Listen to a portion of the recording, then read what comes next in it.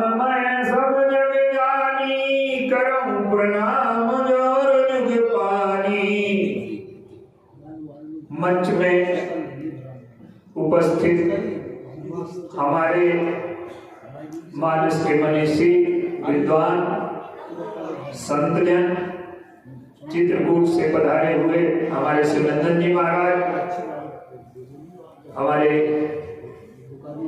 ब्रजेश जी महाराज, हमारे प्रसाद तिवारी जी महाराज, हमारे रविकांत जी, हमारे चंद्रशेखर जी महाराज और कार्यक्रम का संचालन कर रहे हमारे दत्ता जी, श्री परिहार साहब, सबके चरणों में सादर नमन। आइए, लंका का जो युद्ध चल रहा है, ये लंका का युद्ध हमारे जीवन में क्या अर्थ रखता है?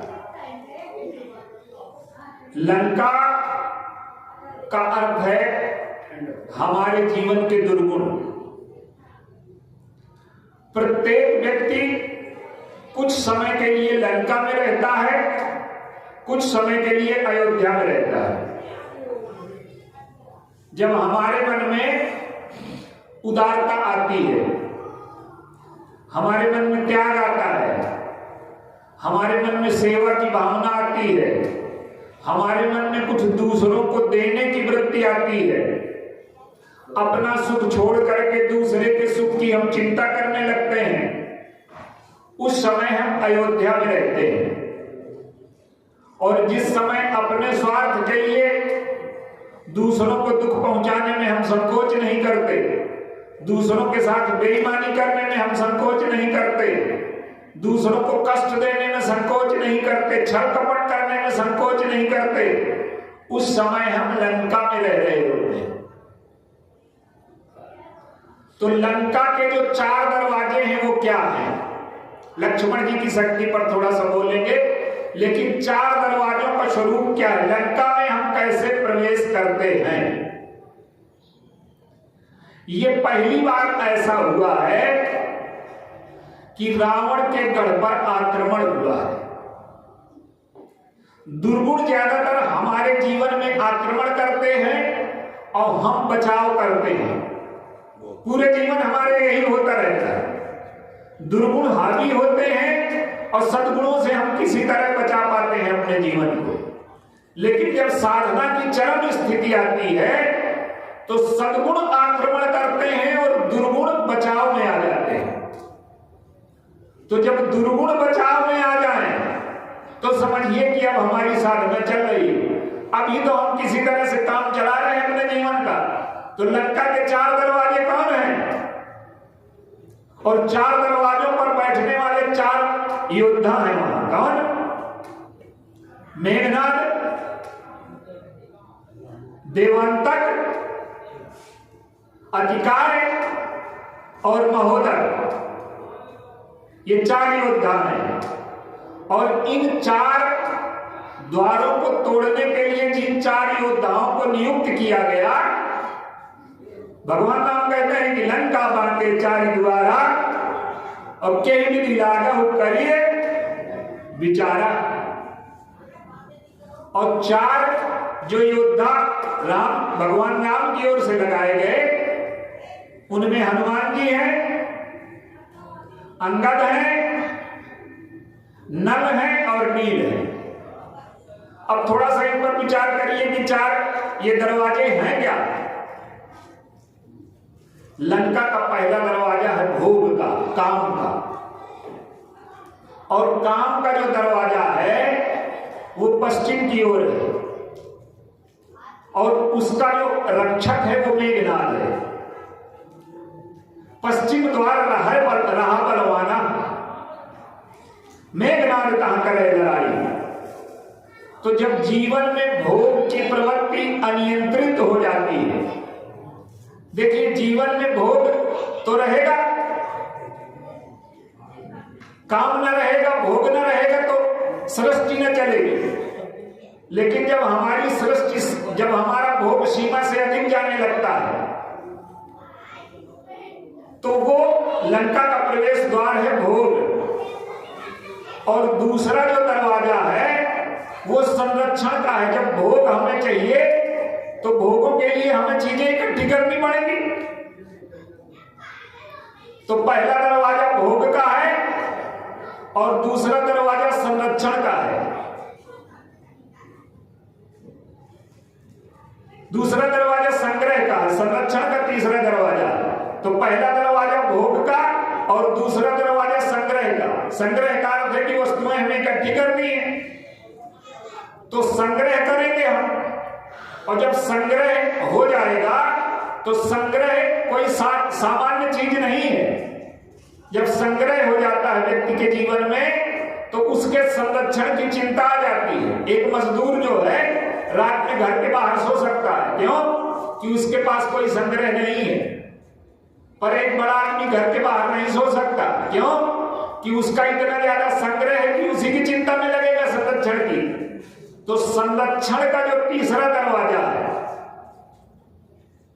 और चौथा दरवाजा है सम्मान का। जब आपके जीवन में भोग भी हो, संग्रह भी हो और संरक्षण भी हो, तो आप चाहते हैं कि हमारा सम्मान हो। और इसके लिए 4 दरवाजे हैं। पहला दरवाजा जैसे काम का है तो उस पर मेघनाद है, और दूसरा दरवाजा ये संग्रह का दरवाजा है, और इस संग्रह के दरवाजे पर जो बैठा है वो अतिकाय है। और जो तीसरा दरवाजा संरक्षण का है वहां देवांतक बैठा है, और चौथा दरवाजा जो सम्मान का है वहां महोदर बैठा है। अब इसका अर्थ देखिए, जहां संग्रह होगा तो संग्रह की समस्या क्या है? संग्रह की समस्या यह है कि हमें जीने के लिए कुछ चीजें चाहिए कि ना चाहिए। कल भोजन बनेगा तो उसके लिए आटा चाहिए, दाल चाहिए, सब चीजें चाहिए। तो संग्रह की आवश्यकता तो हमारे जीवन में रहेगी कि ना रहेगी। लेकिन संग्रह जब काया से बढ़कर के अतिकाय हो जाता है, लोग अपने लिए अब संग्रह नहीं करते, हमारे पुत्र के लिए हो जाए, अब पुत्र के लिए हो गया तो सोचते हैं पौत्र के लिए हो जाए, अब पौत्र के लिए हो जाए तो अगली पीढ़ी को हो जाए। तो जब संग्रह काया से बढ़कर के अतिकाया में चला जाता है तो हम नंका में रहने लगते हैं। तो पहला दरवाजा भोग का, दूसरा संग्रह का और तीसरा संरक्षण का। और संरक्षण के दरवाजे पर देवांतक बैठा है। आपके संरक्षण में जब बाधा पड़ेगी तो आपको क्रोध आएगा कि ना आएगा? और जब ये तीनों चीजें हो जाएंगी तो फिर सम्मान। अच्छा, सम्मान अतिकाय क्यों है? वो सम्मान जो है महोदर है। देखिए, दुनिया में जितनी भूख है तो भूख का एक नियम है कि आपको अगर भोजन मिल जाए, भूख लगे, और जितने आप भोजन करते जाएंगे ना तो उतने आपकी भूख कम होती जाएगी। जैसे जैसे भोजन करेंगे तो भूख घटेगी कि बढ़ेगी। लेकिन सम्मान की भूख ऐसी है कि जितना भोजन मिलता है उतने भूख बढ़ती चली जाती है। उसका नाम है महोदर, है जिसका पेट बहुत बड़ा है। सम्मान की भूख कैसे है कि अभी हमें राजेंद्र नगर में लोग जानते हैं, अब लगता है कि भोपाल भर में जानने लगे तो पेट बढ़ा कि ना बढ़ा। अब भोपाल से मध्य प्रदेश भर में जानने लगे तो जितने सम्मान बढ़ेगा उतने सम्मान की भूख बढ़ेगी, और जितने भूख बढ़ेगी उतने बड़ा पेट होगा। तो सम्मान महोदर होता है हमेशा, उसका पेट कभी छोटा नहीं होता। तो इन 4 वीरों को मारने के लिए 4 योद्धाओं की जरूरत है, और इन 4 के अलावा हमारी कोई पूजा है का जीवन में?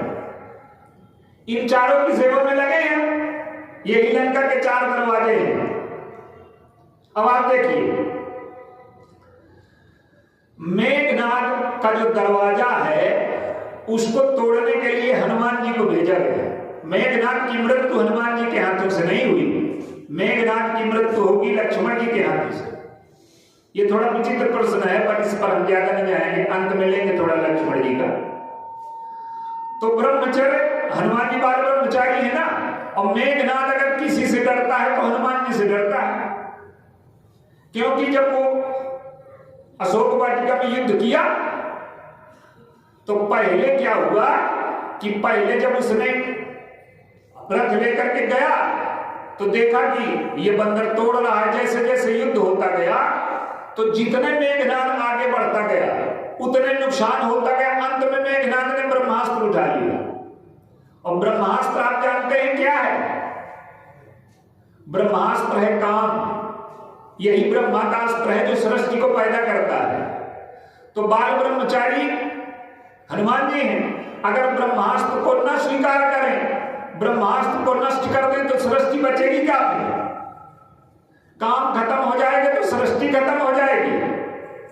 तो हनुमान जी स्वयं काम के विजेता हैं, पर ब्रह्मास्त्र को नष्ट नहीं करते। सृष्टि को बचाए रखना है, ऐसा थोड़ा है कि ये समाप्त हो जाएगी। तो हनुमान जी ने ब्रह्मास्त्र की मर्यादा तो स्वीकार कर ली, क्योंकि ब्रह्मा जी ने भी उनको वरदान दिया। सारे देवताओं ने वरदान दिया तो ब्रह्मा जी ने भी दिया था। लेकिन बड़े महापुरुष की विशेषता क्या होती? ब्रह्मा जी ने कहा कि मेरा अस्त्र तुम्हारे ऊपर काम न करेगा। तो जैसे हमारे पिताजी या कोई बुजुर्ग कह दे कि तुम हमसे भी न पूछे चले जाना, चाहे जो कुछ करना, तो क्या हमारा कर्तव्य है काम फिर चाहे जो कुछ करने लगे? उससे तो मर्यादा नष्ट होगी ना। तो ब्रह्मा ने अगर कहा कि मेरा अस्त्र तुम्हारे ऊपर प्रहार न करेगा, तो ब्रह्मा की मर्यादा बचाना हनुमान जी का कार्य है। तो ब्रह्मा जी की मर्यादा बचाने के लिए अपने को बधा दिया। अब हमारी मर्यादा रहे चाहे न रहे, पर हमारे बुजुर्ग की मर्यादा रह जाए। तो हनुमान जी ब्रह्मास्त्र की मर्यादा रखने के लिए जब बंध गए, तो जब अब मेघनाद को लगा कि बंदर बंध गया, अब बंदर का नुकसान होगा। लेकिन हुआ उल्टा कि हनुमान जी ने देखा कि इधर मेघनाद की सेना पड़ी थी, उधर गिर गए। तो प्रतिवार कटक संहारा। तो मेघनाद ने सोचा कि ये खुला रहेगा तो नुकसान करेगा और गिर जाएगा तो नुकसान करेगा। और जब ये खुला था तो अशोक वाटिका उजाड़ी, और जब बांध करके ले आए तो लंका जला दी। तो इसको बांधने में भी नुकसान है, खुला रखने में भी नुकसान है, तो इससे लड़ने से कोई फायदा नहीं। तो जो भोग का दरवाजा है उसे हनुमान जी तोड़ देते हैं। फिर दूसरा जो दरवाजा है संग्रह का, इसको अंगद जी तोड़ते हैं। अंगद कौन है? अंगद त्याग के प्रतीक है। बाली के पुत्र हैं, लेकिन सेवा स्वीकार की, युवराज बने, राजा नहीं बने। तो अंगद के जीवन में त्याग है।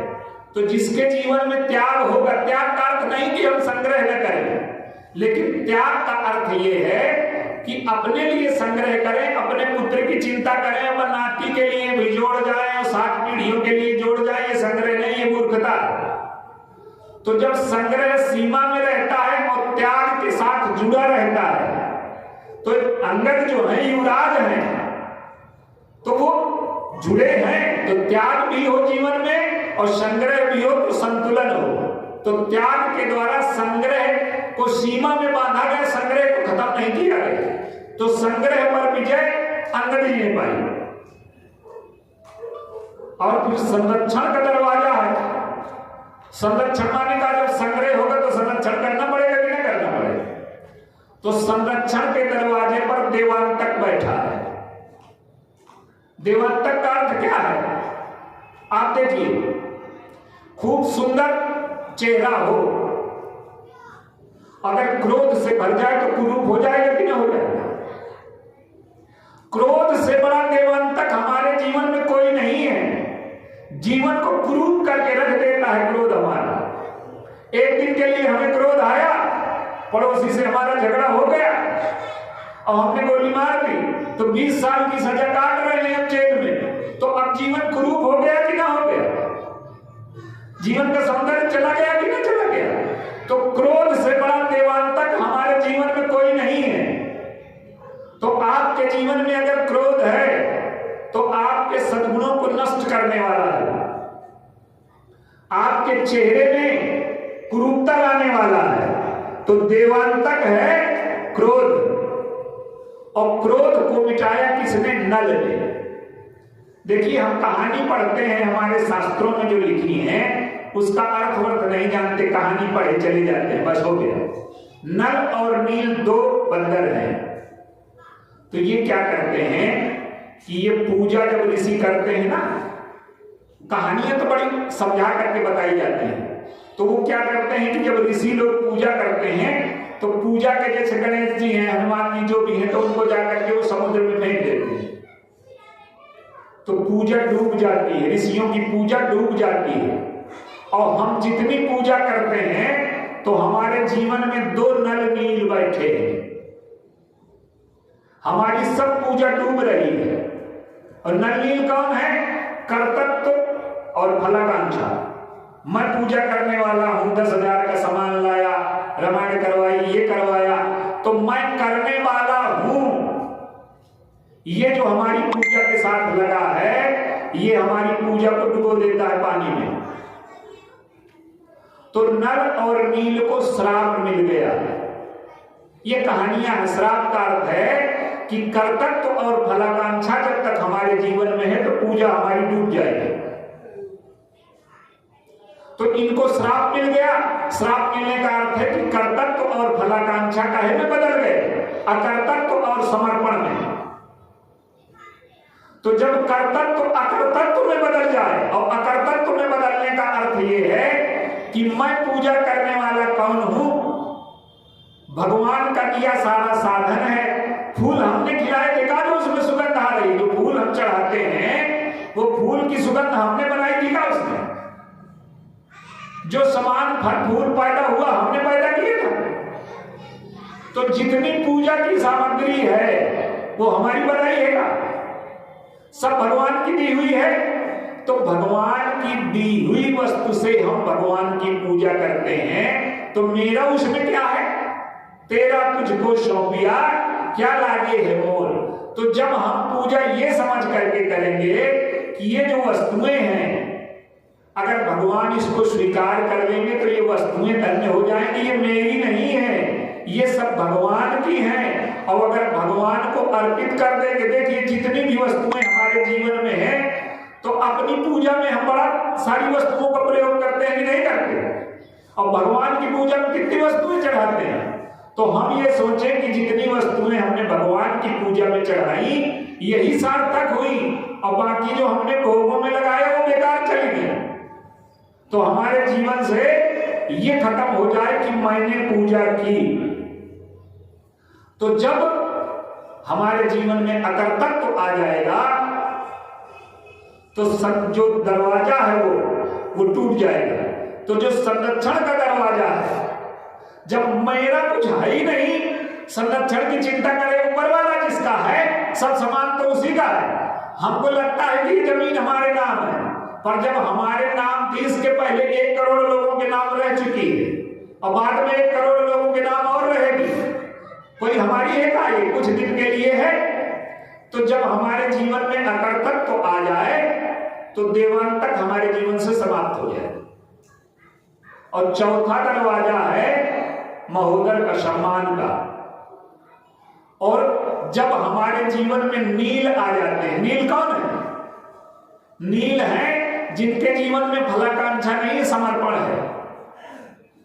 तो जैसे उस दिन चर्चा हुई थी कि भरत जी को इतनी प्रशंसा मिल रही है, पर वो सोचते हैं कि अरे भगवान, आपने मेरे जैसे तुच्छ व्यक्ति की इतनी पूजा करवा दी, तो जिसके जीवन में फलाकांक्षा नहीं है, सम्मान भी, तो लोग पैसे का दान इसलिए करते हैं कि लोग ये कहें कि बड़े अच्छे आदमी हैं।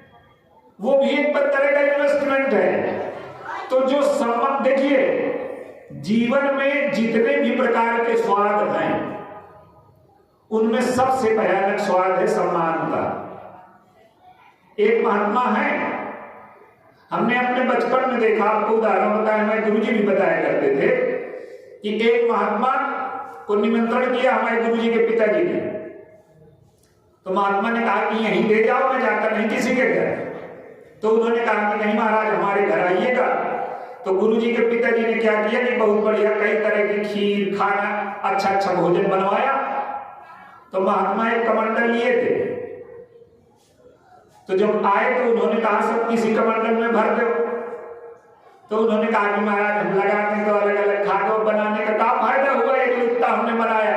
तो उन्होंने कहा कि मैंने तुम्हारा कहना मान लिया और तुम मेरा कहना मान लो, तो उनको देना पड़ा। तो कहने का अर्थ ये है कि फिर भी आप देखिए, अब इसको आप देखिए, सबसे भयानक स्वाद कान का होता है। अगर उन महात्मा ने नमक और शक्कर का स्वाद जीत लिया है, लेकिन उन महात्मा से कह दिया जाए कि बड़े ढोंगी हो तो चिढ़ जाएंगे, तुम सन्यासी नहीं हो, ढोंगी। देखिए नारद जी ने सब कुछ जीत लिया, आंखों से उन्होंने रूप नहीं देखा, त्वचा से स्पर्श नहीं किया, जीव कुछ भी नहीं किया, लेकिन एक चीज खुला छोड़ दी नारद जी ने, काम को जीत लिया, सबको जीत लिया। और जब काम गया तो नारद जी के चरणों में प्रणाम किया कि महाराज, हमने आज तक आप जैसा योद्धा नहीं देखा जिसने मुझे पराजित किया। तो नारद जी ने क्या किया, कान को खुला छोड़ दिया, कान के स्वाद को नहीं जीत पाए तो पकड़ गए दोबारा। तो सबसे भयानक स्वाद किसका है? कान का, प्रशंसा का। आप नमक का स्वाद छोड़ सकते हैं। गोस्वामी जी ने लिखा है कि कंचन तजना सहज है और सहज प्रिया करने, और मान बड़ाई ईर्ष्या और दुर्लभ तजना ए। तो आप तमाम लोग हैं घर छोड़ करके चले जाते हैं, लेकिन जो 1000 बीघा छोड़ करके गया है तो वो कहता है मैं 1000 बीघा छोड़ करके आया हूं, ऐसे त्यागी हूं का? तो वो भी चाहता है कि लोग कहेंगे 1000 बीघा छोड़ करके आए हैं। तो प्रशंसा का जो स्वाद है, सम्मान का स्वाद है, वो जीवन में सबसे भयानक है और उसको जीत पाना सबसे कठिन है। तो उसको हम कैसे जीते हैं? नील कौन है कि वो फलाकांक्षा नहीं उनके जीवन में, न यश की आकांक्षा है, न भोग की आकांक्षा है, न संग्रह की, न संरक्षण की। तो जब हमारे जीवन में फलाकांक्षा मिट जाए, जो कुछ है ईश्वर का, जैसे हनुमान जी हैं, भरत जी हैं, लक्ष्मण जी हैं, इन सब लोगों को जो सम्मान मिला, इनको सम्मान नहीं मिला, लेकिन इनको जो सम्मान मिलता है तो ये सब भगवान के चरणों में चढ़ा देते हैं। हनुमान जी को सम्मान मिला तो कहते हैं सब सोता हो प्रताप रघुराई, और भरत जी को जब सम्मान मिला, देखिए भरत जी को सम्मान कहा, चित्रकूट में भगवान ने कहा कि 3 काल की भुवन मत मोरे और पुण्य सुलोक ताक कर तोरे। तुमसे बड़ा पुण्यात्मा तीनों कालों में, तीनों लोकों में कोई हुए नहीं। तो भरत जी क्या कहते हैं कि पशु नाचत सुख पाठ प्रवीणा और गुण गति में पाठक आधीना, यो सुधार सन्मान जन किए साधु सिरमौर। अगर बंदर अच्छा नाचने लगे और तोता पढ़ने लगे तो विशेषता किसकी है? पढ़ाने वाले की कि बंदर और तोता की? अगर भरत के जीवन में कुछ अच्छा दिखाई दे रहा है तो आपकी कृपा है। तो जब हमारे जीवन में फलाकांक्षा नष्ट हो जाए और हम उसे ईश्वर के चरणों में चढ़ा दें तो हमारा जो चौथा दरवाजा है लंका का, वो टूट जाएगा। और जब ये 4 दरवाजे टूट जाएंगे तब बंदरों की सेना अंदर प्रवेश करेगी और तब विजय होगी। हनुमान बाद में जाते हैं। तो कहने का अर्थ ये है कि हमारे जीवन में जब तक हमारा युद्ध बचाव का है, अभी दुर्गुण आक्रमण कर रहे हैं और हम बचाव कर रहे हैं, और जिस दिन हम दुर्गुणों पर आक्रमण करने लगे और भगवान की कृपा हो जाए, बस अंत में एक सूत्र कि आप देखिए लक्ष्मण जी को मूर्छा हो गई, पर वैद्य कहां का आया? लंका का। भगवान 3 चीजें लेकर के नहीं गए। मंत्री रावण के भाई को बनाया, दूत बाली के पुत्र को बनाया, जिसके पिता का वध किया है वह युद्ध का दूत है, जिससे लड़ने गए उसका भाई युद्ध का मंत्री है, और शत्रु के वैद्य से इलाज करा रहे हैं।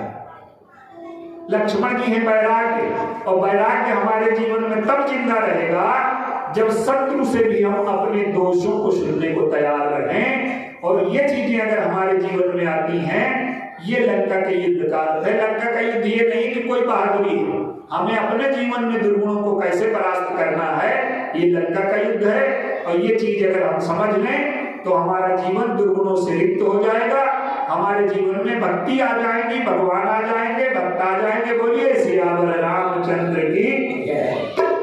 बहुत आए रवि शास्त्री वो भी चलते चलते 15 मिनट में अपनी बात और कृष्णानंद जी महाराज मेघनाथ मध्य रावण रात से भगवान आरती होगी, आप प्रसाद लेंगे। आए श्री रवि शास्त्री गुना और कल जय शक्ति वाली